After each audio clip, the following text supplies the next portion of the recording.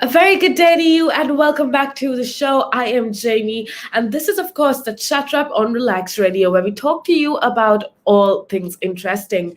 Now, if you want to be a part of the show, it's super simple. All you gotta do is go ahead and call me up on 07852 or you could very simply get in touch with us via our social media. Now, it doesn't matter what time of the day it is, if there's something that you want to share with us, you could most definitely do that by heading on over to Facebook, YouTube, TikTok, Twitch, Instagram, Periscope, whatever it is, all forms, basically all platforms of social media. We are there and we go as Relaxed Radio. And that is spelled Relaks because we have no X in Relax, okay? We're all about positivity. So if you want that extra dose of positivity in your day to day life, together with so much valuable information and conversation, all you gotta do is make sure that you be a part of this journey here with us at Relax Radio. Now, if you're listening to us on our social media, make sure that you hit the thumbs up button as well. Make sure that you leave a comment down below so that I know you are liking what we're talking about. Or even if you don't like what we're talking about, that's completely fine as well. We just want to know your thoughts and opinions about what we're talking about. I want to say a big thank you going out to every single one of you that have been a part of the show so far. It's definitely such a pleasure to have you on board. We got Sam and Patrick is always listening in. We got Aminul who says, good program, like it. Thank you so much, Aminul. It is such a pleasure to have you on board and listening in. And also we have somebody that says it's really warm. Oh my goodness, I know if you live in London, you know that the temperature and the weather in general has been fluctuating so fast, and it's just crazy. Okay, so we'll be talking about that just in a bit, but right now I want to talk about something very, very interesting and something that you most definitely need to know, and that's with regards to how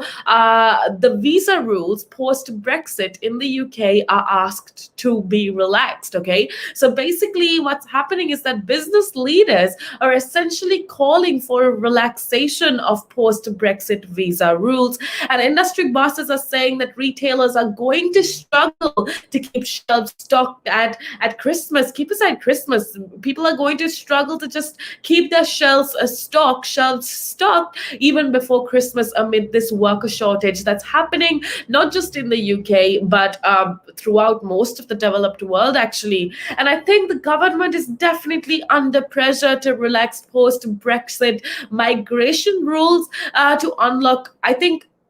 I don't know. Again, I don't know if this is just my opinion, and you could not agree with me as much as you want, and that's okay. But I genuinely think that we are facing one of the worst supply chain crises since the 1970s. Okay, we've had such a shortage of workers, especially if you're living in London, if you're living in the UK, you know how short of workers we are, and so many industry leaders are saying, "Look, the situation is dire. We have a really bad supply chain crisis in the UK, in Britain actually, and the government needs to start doing something about it." And of course, according to all of these industry leaders, according to all of these industry bosses, they're saying that the post-Brexit migration rules need to be relaxed, right? Now, this again is, I believe, the correct way to go about it as well. We are having a worker shortage, and the only way we can rectify that is through making sure that the migration rules aren't as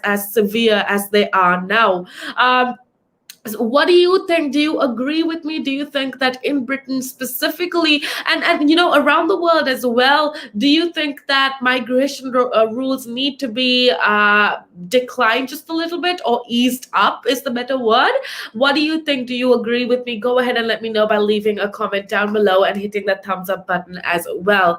Now, moving on into that conversation specifically, apparently the industry estimates put the shortage of workers needed to drive lorries, to handle the goods in warehouses and workplaces, to do little things. And these might seem very inconsequential. These might seem very trivial things like, picking up fruit and vegetables and driving the goods and driving all of these retail products from place A to place B might seem very trivial, might seem very inconsequential jobs, right? But at the end of the day, for you to get your fruit fruit and vegetable to your home, for you to get any retail product, you need all of these little, you need all of these little jobs to line up basically. And that's not happening right now because of the worker shortage. And company bosses and trade groups are now warning that if ministers in Britain basically refuse to allow more EU workers into the UK, they are going to risk a deeper crisis this winter. So that is definitely something that's really scary. And I genuinely think that the government needs to start taking this a little bit more seriously. What's more interesting is I actually read this article by the chairman of Tesco.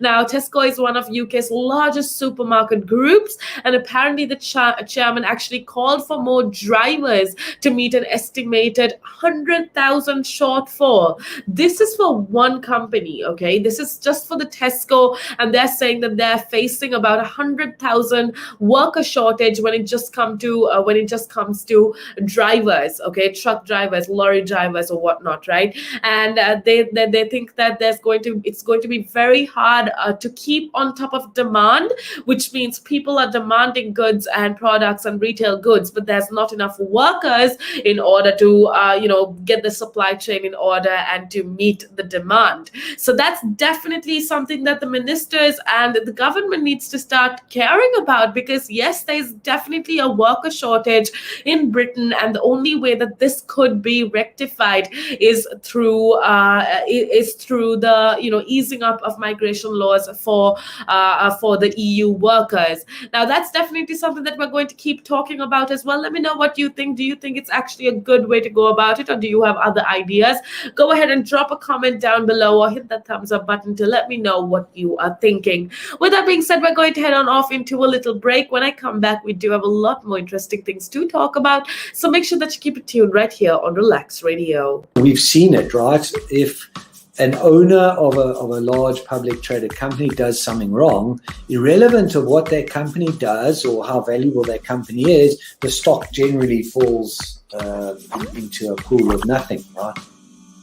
Because in a public company where the stock is traded openly on the stock exchange, the value of that stock is driven by supply and demand, it's driven by emotion, it's driven by news, it's driven by quite a lot of variables over and above the actual accounting or total net worth of that company. I mean, we've seen it, right? If an owner of a large public traded company does something wrong, irrelevant of what that company does or how valuable that company is, the stock generally falls into a pool of nothing, right? And the company may still have value, it may still be doing quite a good thing.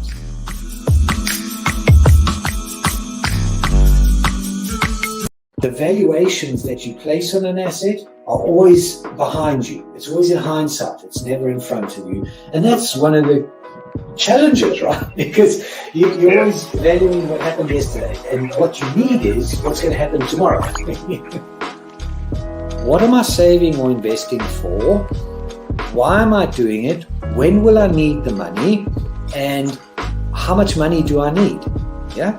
So that's quite important, because when you're looking at your net worth, you've got to start with saying, well, what do I want my net worth to be, so that there's a goal, and then work backwards. How do I get there? And if I can start with £50 or $50 a week, if I save that every week, and you can go online and use calculators online. I don't have to teach you the maths behind it, but you can say, okay, and if I get a 3% return and I put this away for how long will it take to reach my goal? And that's called just this basic cash flow projection calculations. And it's what we use in financial planning all the time.